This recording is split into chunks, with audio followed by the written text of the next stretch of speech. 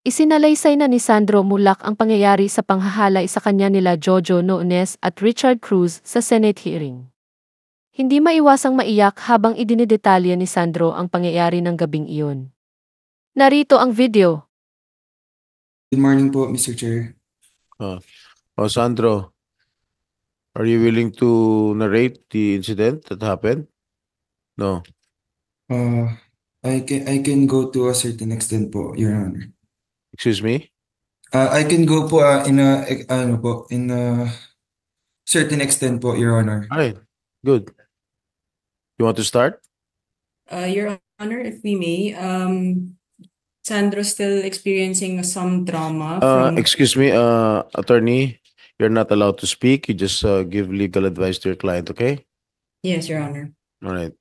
Okay. Tuloy mo na, Sandro. Okay po. So, ayun nga po. So, going back po sa buong incident, yun nga po, this happened after the GMA Gala. Pagpunta ko po ng room nila, ayun nga po, nakita ko po si Sir Jojo at si Doddy Cruz. Si Doddy Cruz po lasing na. Pinakilala po ako ni Sir Jojo, so tumayo po si Doddy sa bed. Tapos pinakilala po ako ni Sir Jojo na si Sandro to, anak ni Nino, magaling na artista to, magaling na kontrabida to, ikakas ko to soon. Ganun po yung usapan, ganyan. Tapos, inabutan po nila ako ng wine.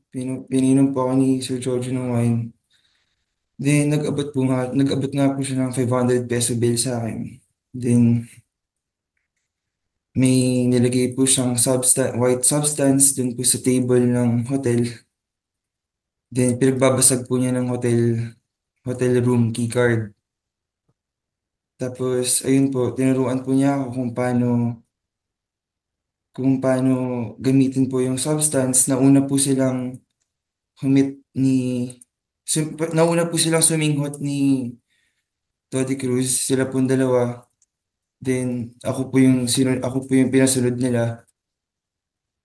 Then after ilang minutes po,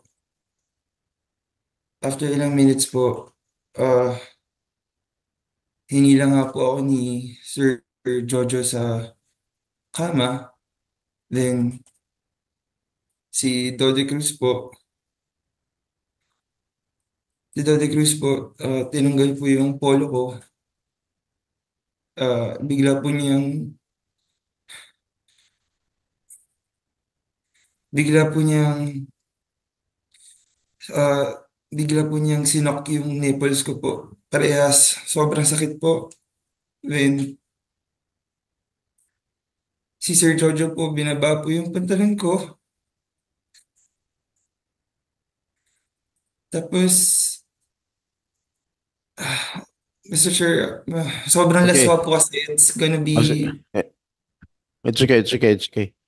We understand. They took turns. Yes po, Your Honor. Okay, stop na. Honest. Nagte-testify na itong bata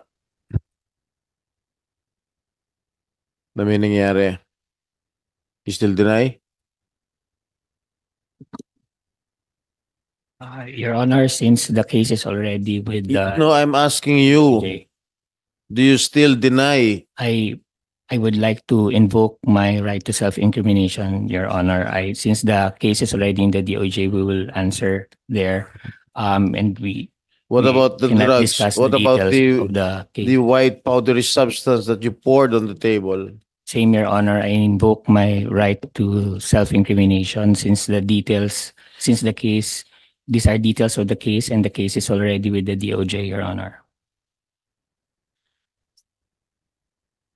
Is it true that you drank wine? Your Honor, these are already details of the case, Your Honor. That is a very easy question. Is it true that you drank wine? You gave wine to Sandro? You do not have any right to speak, Mr. Attorney.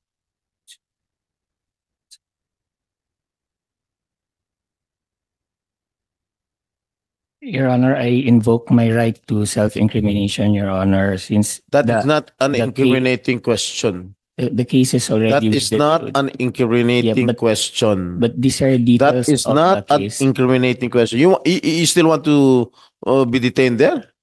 No, Your Honor. All right. I'm just Answer my please question. don't Did you detain me drink? just Did you because offer wine to Sandro? I'm just invoking my Okay, right to okay.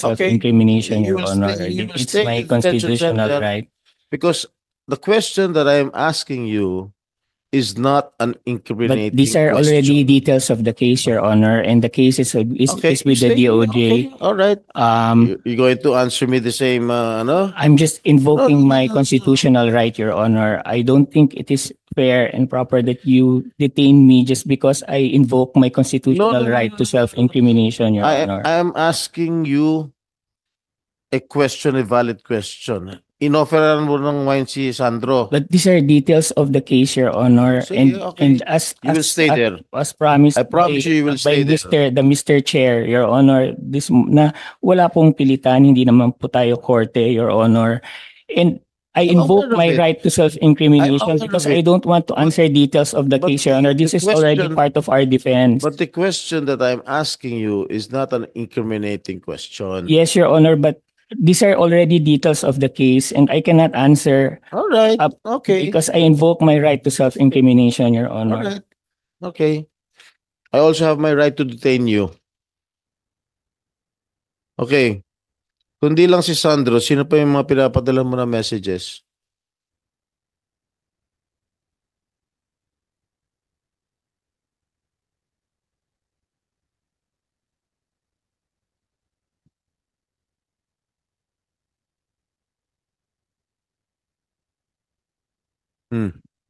Answer.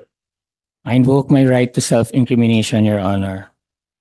You think that is an incriminating question? Sino lang mga tinext mo?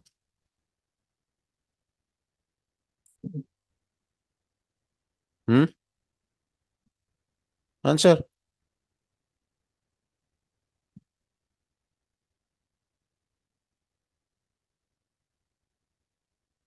Answer.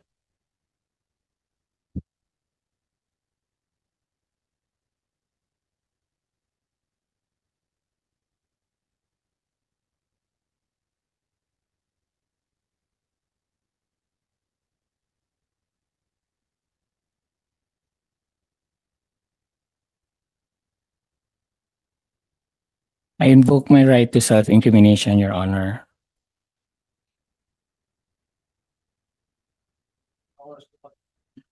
Ano oras dumating sa Santos hotel room mo?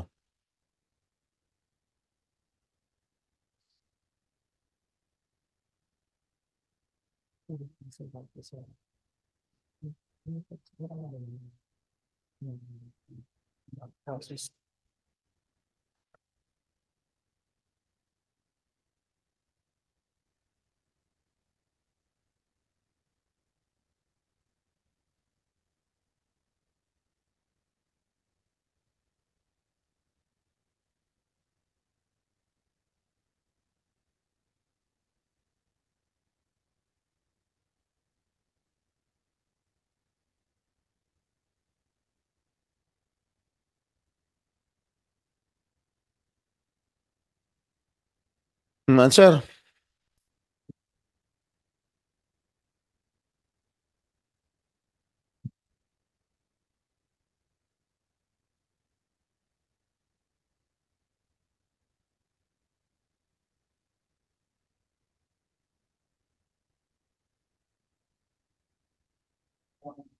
Ano po yung question, Your Honor? Ano po yung question, Your Honor? Ano oras dumating si Sandro sa hotel room mo? Hindi ko na po maalala yung eksaktong oras pero a little before 5 a.m., Your Honor. Sino-sino nasa hotel nung dumating si Sandro? Sa amin po, Your Honor. Yes. Your Honor, these are details of the case po, Your Honor. I would like to invoke my right to self-incrimination, Your Honor. Diba? Is it incriminating? Question? Your Honor, Details, they are connected to details of the case, and Ang anything I tanong ko lang, say can be sino-sino ang connected, nasa hotel nung can be used dumating? against, Ang tanong ko lang, sino-sino ang nasa hotel nung dumating si Sandro? Your Ikaw Honor, lang ba kasama si Richard o meron pa iba? Your Honor, these details are connected to the facts Okay, of the sige. case, and Mm. I would like to invoke my right to self-incrimination, Your Honor. Yung sinasabi ni Sandro that you poured a powdery substance on the table, what is that substance? I invoke my right to self-incrimination, Your Honor. And where did you get that substance? I invoke my right to self-incrimination, Your Honor.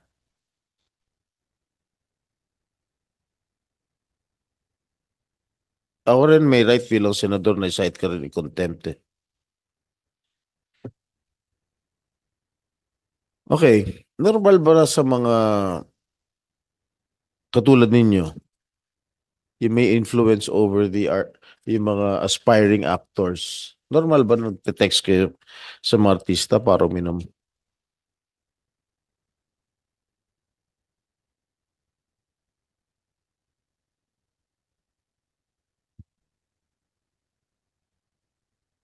Alam mo, yung mga ganong klaseng tanong, very elementary, hindi mo na kailangan ng tulong ng abogado.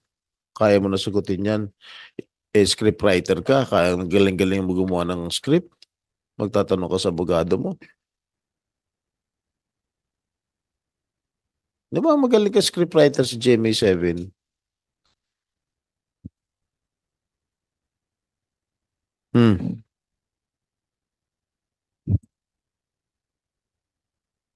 Normal ba sa inyo na meron kayong director ka, scriptwriter ka, may mga aspiring actors, aspiring actresses? Normal ba na tinetext nyo para mag-iya uminom?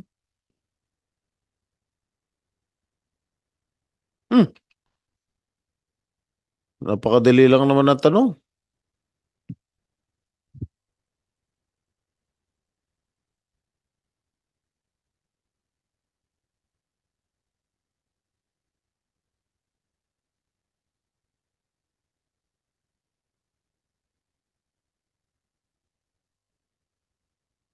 Baka wala na kumuha yung scriptwriter. I invoke my right to self-incrimination, Your Honor. Sige. Mga panauhin mo, suspend lang muna namin itong 1 minute lang. Senator, medyo ano lang ako sa ating mga bisita. Normal naman po ang get together sa industriya. Kahit anong industriya, normal naman yung get together. Parang ganun lang po yung tanong sa ating kay Mr. Jojo Nones at sa kanyang attorney. Simple question lang po yon. At ako na rin po nagsasabi sa inyo, tagal ko na sa showbiz, natural po yon na nagtatawagan, natural. Nangyayari po yon. Very close ang industriya. Lalo na kung nasa isa kayong network. Ano yun? Given yun. At yun po yung sinasabi natin kay Mr. Jojo Nones na yung mga ganong simpleng tanong. Ano lang naman po yun. Para din po sa amin, in aid of legislation namin, ano po ba, kailangan bang umabot na kami sa ganon, sa paglinang ng batas na ipagbabawal na ba namin ang get together? Ano ba? Kasi kailangan malinaw po tayo kung ano yung gusto nating gawin. At sa amin pong palagay, itong mga ganitong get together ay pinagmumulan ba ng mga ganitong klaseng pagtitipon na nagkakaroon ba ng presensya ng droga o nagkakaroon ba ng paglabag sa mga karapatang pantao. Kailangan po malinaw lang ang ating usapan dito. Hindi po para kayo ay ipahamak sapagkat naiintindihan, lalo na po kaming dalawa ni Senator Jinggoy Estrada dahil once upon a time kami po ay naakusahan din. Naiintindihan namin ang nararamdaman ng akusado. At nararamdaman ko din ang nararamdaman ni Sandro Mulak. Sapagkat ako'y artista din. Kami ay walang pinapanigan dito. Kailangan naming makagawa ng batas. At nasa inyo naman po ang pagkakataon na matulungan kami sa mga simpleng tanong. Napakasimpleng tanong. At nasa inyo na po ang kalayaan para sagutin ang mga simpleng tanong na wala naman po yung katanungan doon sa naganap.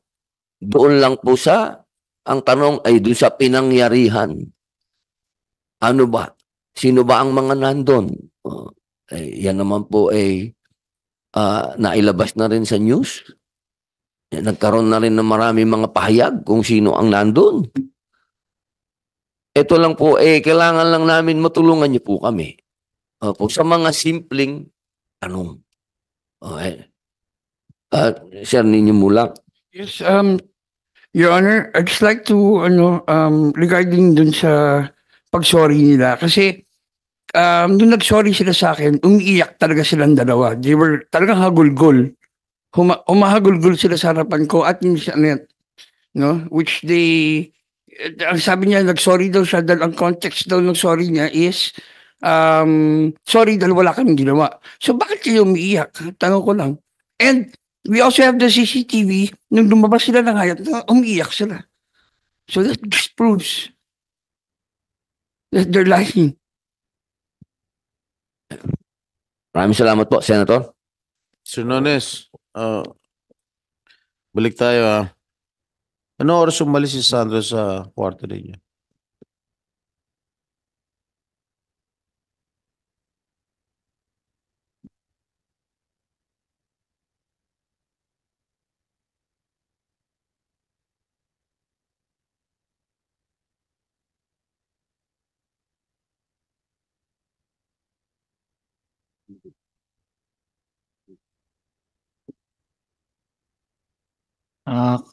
Close to 7 a.m. po, Your Honor, pero hindi ko na maalala yung eksaktong oras. Sandro, alas 7 ka na raw lumabas sa hotel? Kwarto nila? No po, Your Honor. Mga 6:40 po. Ganun po. Yeah, around that time. Yes po. Alright. Mr. Nones, paano umalis o nakaalis si Sandro sa kwarto? Sabay nagpaalam sa inyo? Nagpaalam ba siya o bigla siya tumakbong paalis? Nagpaalam po siya, Your Honor. Ano sinabi niya sa'yo? Sabi niya, tinitext na siya ng girlfriend niya, tapos yun, so alis na siya. Sabi namin, okay. Ano sabi niya, Alin? Sabi niya po, tinitext daw siya ng girlfriend niya, tapos sabi namin, okay, sige.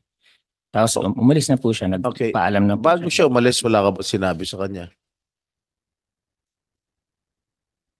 Wala naman po, Your Honor. Nag-ayos lang siya ng buhok, tapos lumabas na po siya ng ring. Wala ka bang sinabi sa kanya, O Sandro, what happens here stays here? Wala pong ganun, Your Honor. Sandro? May sinabi ba siya bago ka umalis? Meron po, Your Honor. Ano sinabi niya? What happened here stays here. Yun po yung sinabi niya sa akin. Dones?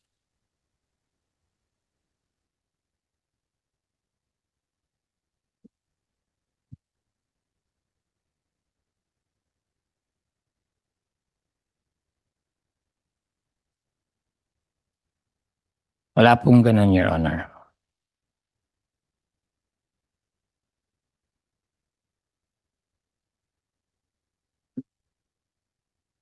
Sigurado ka?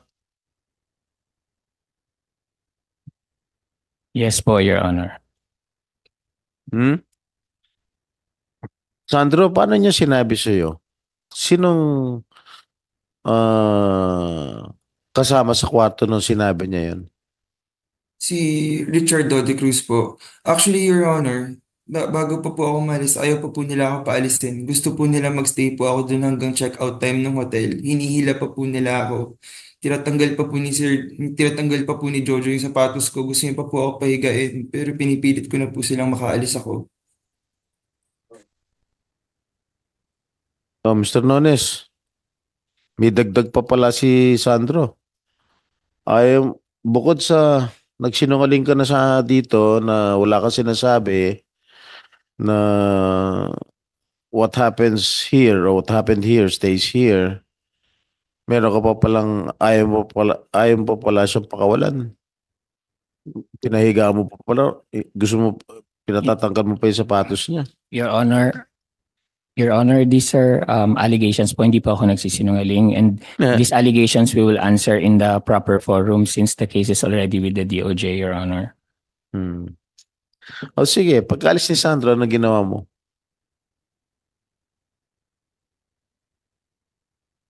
Natulog ka na lang ba? Kumain ka yung breakfast? Parang wala nangyari.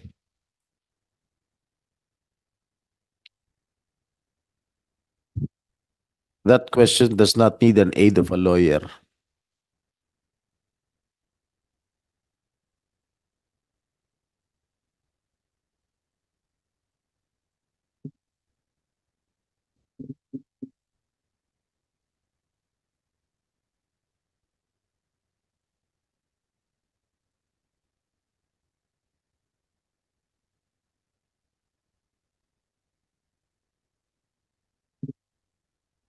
Answer.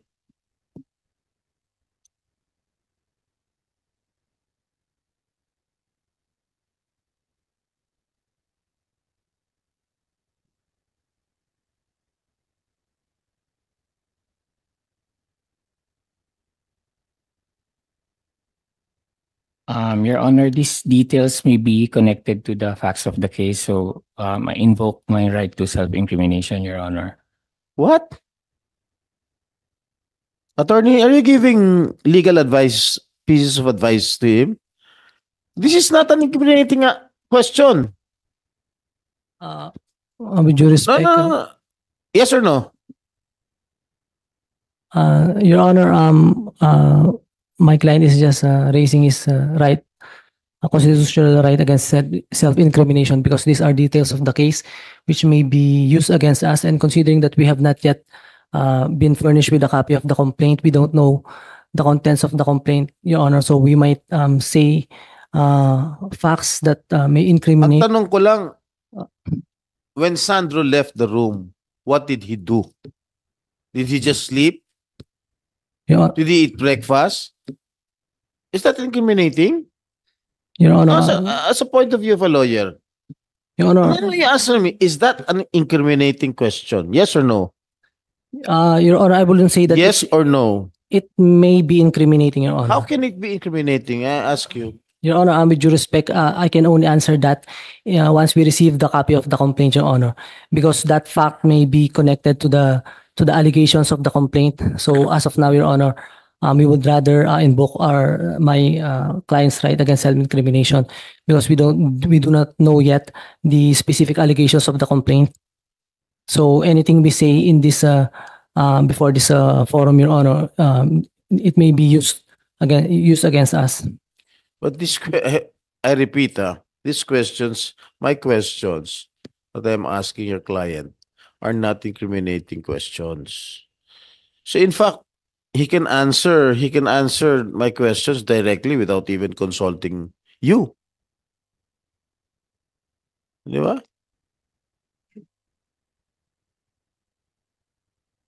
Oh, Sandro, Nones. Nung umalis si Sandro sa kwarto niyo, gising kayo ni Richard Dode. Again, Your Honor, I invoke my right to self-incrimination.